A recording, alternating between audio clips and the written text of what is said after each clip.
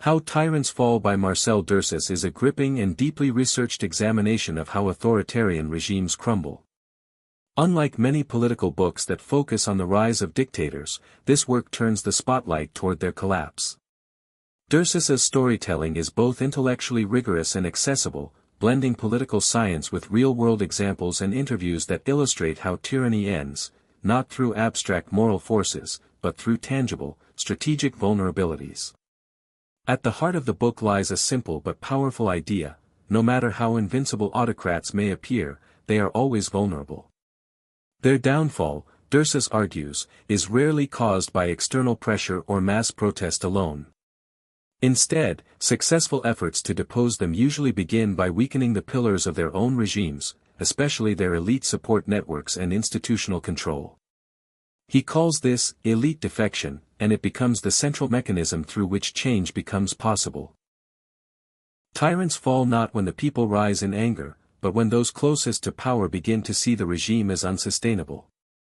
Dirsus carefully constructs this thesis by weaving together stories of autocratic collapse from different eras and regions.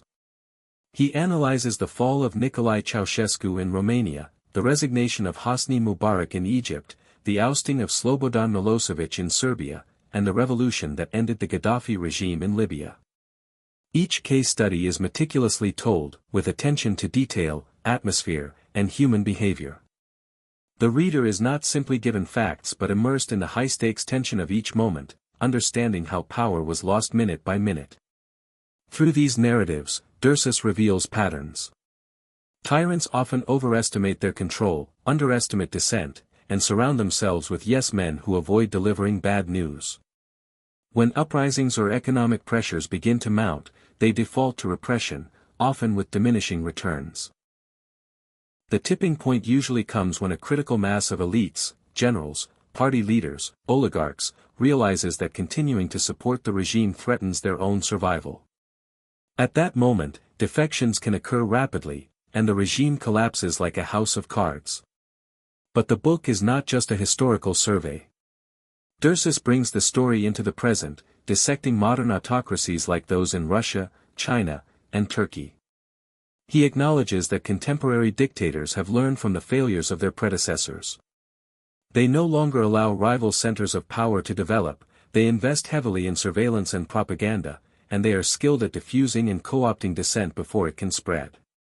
Still, Dirsus argues, these regimes remain fragile in ways that aren't always visible on the surface.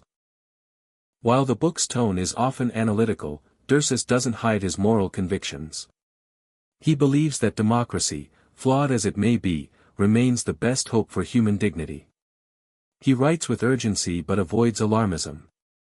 His prose is measured, often elegant, and filled with memorable turns of phrase that make complex ideas stick. There is a quiet defiance in his words, a belief that even the most entrenched tyrant is not beyond challenge. Towards the end, Dirsus grapples with what comes after a tyrant falls. Transition, he warns, is its own battlefield. Without preparation, without inclusive institutions and genuine reconciliation, the vacuum left by a collapsed regime can invite extremism, revenge, or military rule. He urges readers not to romanticize revolution but to see it as the beginning of an uncertain journey. The real work of democracy starts after the fall. How Tyrants Fall is ultimately a study in possibility. In a world that sometimes feels dominated by strongmen and shrinking civic space, Dirsus reminds us that power is never absolute. It rests on perceptions, relationships, and trust, all of which can erode. The book challenges defeatism and empowers readers with a better understanding of how real change occurs, not through fantasy or sudden miracles, but through pressure, patience, and strategy. It is a book that respects intelligence and rewards close reading. Whether you're a student of politics, a civic organizer, or simply someone troubled by the direction of world affairs, How Tyrants Fall offers both insight and inspiration.